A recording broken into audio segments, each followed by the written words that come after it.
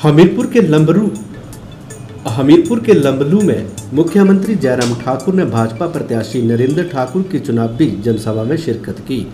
इस अवसर पर मुख्यमंत्री जयराम ठाकुर का जनसभा में पहुंचने पर स्वागत किया गया और मुख्यमंत्री को शाल व टोपी, तलवार इत्यादि भेंट की गई। मुख्यमंत्री जयराम ठाकुर ने लंबलू में आयोजित जनसभा में लोगों से एक बार फिर से प्रदेश में बीजेपी सरकार को काबिज करने के लिए अपील की और एक बार फिर से प्रदेश में बीजेपी सरकार बनने का दावा किया है। मुख्यमंत्री जयराम ठाकुर ने कहा कि कांग्रेस के लोग पूरे देश से भागे हुए हैं और बीजेपी मुद्दों से चर्चा करने से कभी नहीं भागती है। उन्होंने कहा कि कांग्रेस के लिए पीएम मोदी सरकार परेशानी का सबब बना हुआ है, जिस पर कांग्रेस बताए कि प्रिय नेता राहुल गांधी यात्रा पर निकले हैं क्योंकि लग रहा है कि राहुल की ज़रूरत नहीं है। यह सारी स्थिति को कांग्रेस स्पष्ट करे। उन्होंने कहा कि हिमाचल में कांग्रेस के 7-8 उम्मीदवार अपने आप को मुख्यमंत्री बता रहे हैं, लेकिन आखिरकार भावी मुख्यमंत्री को लेकर पूछा गया कि चुनाव जीतना ही मुख्य उद्देश्य है। मुख्यमंत्री जयराम ठाकुर ने विक्रमादित्य के परिवारवाद के बयानों पर जवाब देते हुए कहा कि भाजपा में परिवारवाद को बढ़ावा देने के लिए कोई काम नहीं किया जाता है और एक ही परिवार से एक ही सदस्य पार्टी में है, लेकिन कांग्रेस में तो पूरा खानदान ही राजनीति में है। ओपीएस को लेकर मुख्यमंत्री ने कहा कि ओपीएस को लेकर कांग्रेस पार्टी ने खत्म किया था और वीरभद्र सरकार ने एनपीएस लागू किया था। उन्होंने सवाल पूछा है कि 2012 में ओपीएस को क्यों नहीं ठीक किया गया। उन्होंने कहा कि कर्मचारियों की संवेदना को लेकर विचार किया जा रहा है, जो करना होगा उस पर विचार अवश्य किया जाएगा। उन्होंने कहा कि कांग्रेस के लोग कर्मचारियों को गुमराह करने का काम कर रहे हैं। मुख्यमंत्री जयराम ठाकुर ने कहा कि हिमाचल और गुजरात में एक साथ ही चुनाव होते हैं और दोनों प्रदेशों में भाजपा की सरकार है और दोबारा से भाजपा की ही सरकार बनेगी। वहीं सचिन पायलट के बीजेपी नेताओं के बयान पर कहा कि सचिन पायलट तय नहीं करेंगे कि हिमाचल में कौन बीजेपी के नेता आएंगे। देखिए, जो मुद्दे हैं उन मुद्दों पर हम चर्चा के लिए कभी नहीं भागे और वो तो पूरे देश से भागे हुए हैं। कांग्रेस के लोग जवाब देते नहीं बनता है उनसे। जो मुद्दे उनकी सरकारों के खिलाफ हैं, जो पुराने, जो आज समाप्त नहीं हुए। और आज मुझे इस बात की खुशी है कि पूरा देश नरेंद्र भाई मोदी जी के नेतृत्व में जिस तरह से आगे बढ़ रहा है, वो उनके लिए बहुत बड़ी परेशानी का सबब बना हुआ है। और आज मैं उनसे भी पूछता हूँ कि आखिरकार जिन राज्यों में चुनाव हो रहे हैं, आपके प्रिय नेताजी आजकल यात्रा पर निकले हैं, उसकी वजह क्या है? क्या आपने योजनाबद्ध तरीके से उनको भेजा है या फिर आप लोगों को ऐसा लग रहा है कि उनकी ज़रूरत नहीं है, या ऐसा लग रहा है कि उनके आने से और ज़्यादा नुकसान होगा? जो भी परिस्थिति है वो स्पष्ट करने की स्थिति में नहीं। और एक बड़ा दिलचस्प यहाँ पर हिमाचल प्रदेश में इन दिनों देखने को मिल रहा है। मैं अनेकों विधानसभा क्षेत्र में जा रहा हूँ, अभी तक कम से कम 7-8 लोग ऐसे मिल गए, ऐसे क्षेत्र मिल गए मुझे, जहाँ पर कांग्रेस के जो प्रत्याशी हैं वो यही कह रहे हैं, मंच पर जो संचालन करने वाला है उनको कह रहे हैं कि तुम ये बोलो कि ये भावी मुख्यमंत्री हैं। आपके इस जिले के अंतर्गत भी एक ऐसे हैं जो भावी मुख्यमंत्री का नारा लगाने की कोशिश कर रहे हैं। कुछ बिलासपुर में हैं, कुछ चंबा में हैं, कुछ कांगड़ा में हैं, कुछ मंडी में हैं।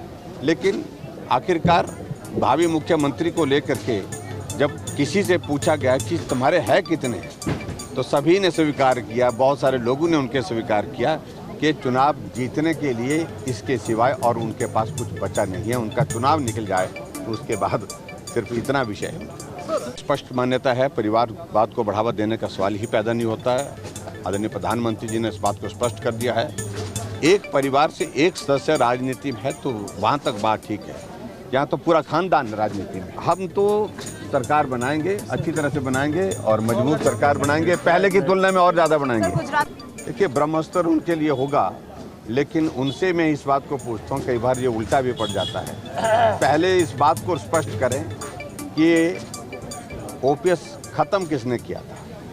2003 में वीरभद्र सिंह जी, जिनके नाम पर ये वोट मांग रहे हैं, आज इस दुनिया में नहीं है। उन्होंने ओपीएस ख़त्म किया था, एनपीएस लागू किया था और 2012 में फिर से वो मुख्यमंत्री बने थे। अगर कांग्रेस के नेताओं को लगता है कि इसमें कोई ठीक करने की ज़रूरत है तो 2012 में ठीक करते। 2022 में क्यों, 20 वर्षों के बाद क्यों इस बात का जिक्र करने की कोशिश कर रहे हैं? जहाँ तक कर्मचारियों की बात है, हम उनकी संवेदना, हम हमारे उनके प्रति जो है हमारी पूरी सारी बातों को लेकर के संवेदना है और हम उनकी बात को सुन रहे हैं। जो करने की बातें होंगी आने वाले समय में निश्चित रूप से उन पर विचार करेंगे। लेकिन जहां ओपीएस को मुद्दा बनाने की कोशिश कर रहे हैं, ये कांग्रेस के लोग कर्मचारियों को गुमराह कर रहे हैं। मेहरबानी करके कर्मचारियों से मेरा निवेदन है कि उनकी गुमराह करने के इस तौर तरीकों को अच्छी तरह से समझ लें। अभी राजस्थान में लागू नहीं हो पाया, छत्तीसगढ़ में लागू नहीं हो पाया, और राजस्थान में तो कुछ कर्मचारियों के ऊपर कार्रवाई कर दी उनने।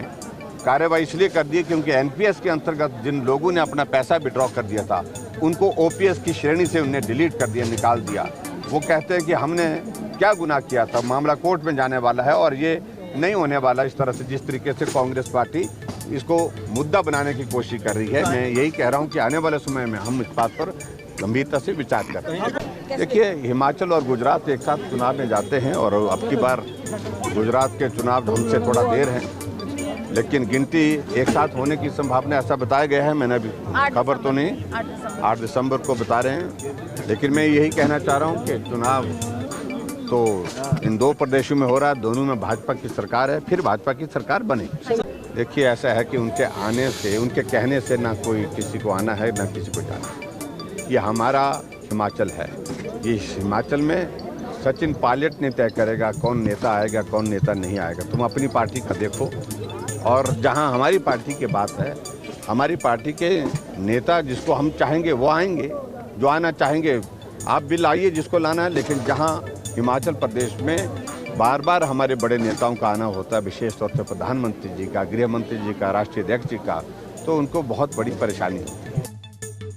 भाजपा प्रत्याशी नरेंद्र ठाकुर ने कहा कि लंबलू कस्बे का विकास भाजपा सरकार ने करवाया है और लंबलू के लिए जो भी मुख्यमंत्री जयराम ठाकुर से मांग की गई उसे तुरंत पूरा किया गया है। उन्होंने कहा कि आज के लंबलू और 5 साल पहले के लंबलू में काफ़ी फर्क नजर आ रहा है।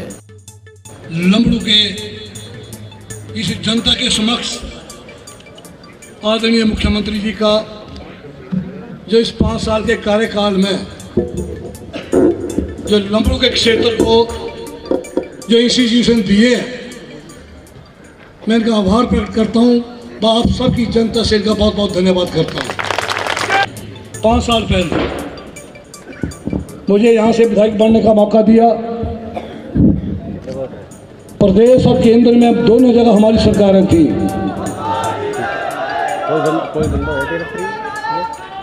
मैं इतना खुशकिस्मत था कि मैंने आदरणीय मुख्यमंत्री से लंबड़ू के लिए जो कुछ मांगा उन्होंने आंखें बंद करके दिया।